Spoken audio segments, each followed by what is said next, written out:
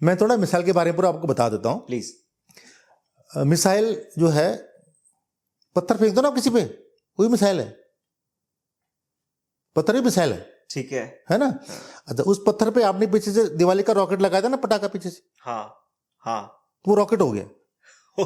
Simple. पत्थर पे आपने प्रोपल्शन लगा दिया, पीछे से प्रोपल्शन लगा दिया उसको ड्राइव करने के लिए, वो रॉकेट हो गया। आगे से आपने उसका कोई सेंसर लगा दिया ताकि वो दिख सके भी कहां जाना है मेरे को, वो क्या मिसाइल।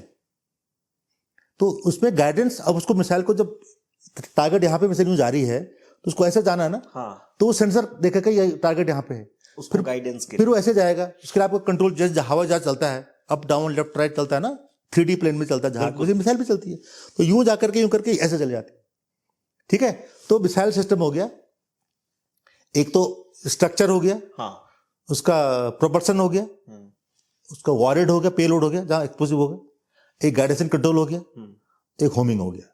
ये सब चीजें मिसाइल में सिस्टम होता है। ठीक है। अभी अब हमको अच्छी मिसाइल क्या होती है, अच्छी मिसाइल क्या होती है, जिसकी जो दिशा निर्धारित हो और बिल्कुल वहां जाके फटे, बेसिकली जो इफेक्टिव हो, मतलब दुश्मन को हिट करे, मतलब हाँ बिल्कुल, उसकी किल प्रोबेबिलिटी अच्छी होनी चाहिए, 100% होनी चाहिए, है ना, अच्छी होनी चाहिए उसकी, अच्छी होनी चाहिए। तो उसके लिए जो है हमारे पास उसकी रेंज अच्छी होनी चाहिए, उसके कंट्रोल गाइडेंस अच्छा होना चाहिए, उसका प्रोपोर्शन अच्छा होना चाहिए। ठीक है ना? ठीक है। अब वो उसकी रेंज अच्छी है लेकिन गाइडेंस सब कुछ अच्छा है, लेकिन स्पीड कम है, वो भी इंपॉर्टेंट है। स्पीड तेज जल्दी जाए, तो तेज आए तो दुश्मन को रिएक्ट करने का टाइम नहीं मिलेगा, रिएक्ट करने का समय नहीं, बिल्कुल। तो इसलिए मिसाइल की स्पीड बड़ी इंपॉर्टेंट मानी जाती है, स्पीड एंड रेंज। ठीक है, रेंज एक पार्ट है, रेंज का मतलब प्रोपोर्शन हो गया, स्पीड का मतलब मिसाइल की स्पीड होगी, फ्रिक्शन ऑफ सेकंड्स में वो वार कर। करेक्ट। अच्छा, अभी सेकंड मतलब टाइम लगता है मिसाइल को पहुंचने में। तो जैसे हम कहते हैं कि मिसाइल की स्पीड, नॉर्मल एरोप्लेन है, इसकी स्पीड होती है 300 से 310 मीटर पर सेकंड के हिसाब से। ठीक है। तो साउंड की स्पीड होती है 330 मीटर पर सेकंड, तो उसको बोलते हैं सोनिक। सोनिक हो गया, एक सोनिक में 330 हो गया। तो हवाई जहाज जितने भी होते हैं वो उससे कम स्पीड में चलते हैं। ठीक है, उसी के लिए डिजाइन होते हो। ठीक है ना? आपने सुना एक फ्रांस का जहाज था कॉन्कोर्ड, जिसकी स्पीड 2.2 टाइम्स थी ध्वनि के हिसाब से, लेकिन वो जहाज ज्यादा चला नहीं, अभी ग्राउंड हो गया, मतलब तेज था। हाँ तेज, लेकिन नॉर्मल जहाज जो है वो 330 से कम, मतलब 290-300 मीटर पे चलते हैं। तो उसको टर्बो जेट बोलते हैं उसको। मैं इंजन पे नहीं जाऊंगा, ब्रीथिंग वो अलग बात है। ठीक है। लेकिन जो मिसाइल 330 से ज्यादा चलती है उसको बोलते हैं सुपरसोनिक, यानी साउंड से ज्यादा चलती है। कितना? मैं बताता हूँ। पहले तो एक 330 को एक मैक बोलते हैं। ठीक है। एक मैक बोलते हैं 330 मीटर पर सेकंड हो गया। ठीक है। अब एक मैक से ज्यादा जो जाएगी उसको बोलते हैं सुपरसोनिक, अप टू 5 मैक, मतलब साउंड की स्पीड से ज्यादा, 5 ज्यादा, मतलब 1 to 5 एक से ज्यादा, और 5 तक जो है हम उसको बोलते हैं सुपरसोनिक। जो आइटम, जो व्हीकल जो है, एयर व्हीकल 5 मैक से ज्यादा जाएगा वो उसको बोलते हैं हाइपरसोनिक। ठीक है ना? अब जब हम हवा में, जब हम सड़क में भाग रहे हैं तो ज्यादा हवा आ रही है, तो हम जब तेज भागते तो हवा भी ज्यादा आती है। वो ये फंक्शन वहां पे भी है। जब आपकी सबसोनिक व्हीकल चल रहा है उसकी कंबशन अलग किस्म से होती है। अब जैसे आप चूल्हे में आग जला रहे हो ना, तो हवा आती है ना वहां से, तो आग नहीं जलती है, तो आप कुछ करना पड़ता है आपको, हवा के वेलोसिटी को, हवा को कम करना पड़ता है, एरोडायनामिक कुछ करना पड़ता है। ठीक, उसको हम कंप्रेसर बोलते हैं, कंप्रेसर बोलते हैं इसको। ठीक है ना? मिसाइल में ऐसा, मिसाइल का प्रोपोर्शन, जैसे आप जहाज के आगे से देखोगे आपने एक छेद बना होता है, जैसे हवा अंदर जाती है, तो उसमें कंप्रेसर होता है जो बाहर की हवा को प्रेस करता है, वो कंप्रेसर जब बना जाती है, वहां पे फ्यूल आता है, उसको जलाते हैं, फिर वो सस्टेन कंबशन हो जाता है, फिर वो थ्रस्ट रॉकेट का काम करता है, फिर स्पीड मिलती है आपको। बेसिक ये फंडा हो गया। तो ये तो सबसोनिक में तो सब, लेकिन सबसोनिक में अंदर जब कोई चीज जल रही होती है तो उसकी स्पीड कितनी होनी चाहिए?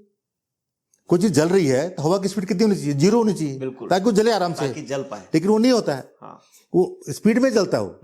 तब यहाँ पे जलना शुरू हुआ और यहाँ पे जलना खत्म हो गया, तो इतनी लेंथ हो गई ना आपको। तो ये डिजाइन हो गया आपका, ये आपका मिसाइल का कंबशन चैम्बर का, जहाँ पे ड्यूरेशन भी आप, यस, तो ये डिजाइन होता है, तो ताकि यहाँ पे फ्यूल जलना शुरू हो और यहाँ पे जलना खत्म हो जाए, ताकि पूरा थ्रस्ट मेरे को मिले।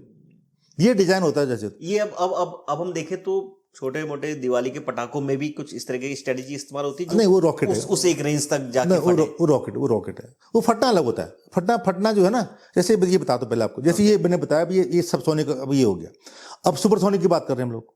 ठीक जब हवा की स्पीड जो है 1 से ज्यादा आ रही है, तो उसमें फिर और लंबा, जहां अंदर जो हवा को दबाते हैं हम लोग, तो हवा को दबा से उसका टेम्परेचर प्रेशर बढ़ जाता है। ठीक है। तो वो भी आग जाने में, दहन में काम करता हो। लेकिन जब हम हाइपरसोनिक की बात करते हैं, हाइपरसोनिक में सारा फ्लो जो है ना, ये सुपरसोनिक होता है। ये फ्लो ही सुपरसोनिक होता है। मतलब बाहर का जो 5 मैक से ऊपर का जो फ्लो आ रहा है, वो ये कंप्रेसर में जो है कम करते करते, लेकिन वो 1 मैक से कम नहीं करता हो, नहीं करता है। तो 1 मैक से ज्यादा ही इसमें फ्लो रहता है। जब ये फ्लो इतना रहता है, तो वो सुपरसोनिक फ्लो में ही जो है केरोसिन जलता है, और आपको फिर उतनी मैक स्पीड मिलती है। तो हाइपरसोनिक एक बहुत ही मतलब एम्बिशियस प्रोजेक्ट है। रशिया के पास ये टेक्नोलॉजी अवेलेबल है, चाइना भी क्लेम कर रहा है, उसके पास भी है। इंडिया भी इसमें काम कर, हमारे यहाँ भी इस प्रोजेक्ट में काम हो रहा है। तो हाइपरसोनिक का मतलब है कि जो बियॉन्ड इस हवा की ध्वनि की गति से 5 टाइम्स मोर। अब 5 to 10 मैक तक हम लोग गए हैं कभी, या तक इतना स्पीड लोगों की मिलती है। जब तुम्हारी ऊपर से मिसाइलें गिरती है नीचे, तो भी बड़ी स्पीड से नीचे आती हैं। जब बैलिस्टिक मिसाइल जो कि वातावरण से बाहर जाती है हमारी, चाहे अग्नि हो, कोई भी मिसाइल हो, जब ये जमीन पर गिरती हैं, तो उनकी स्पीड जो है 25-30 मैक होती है।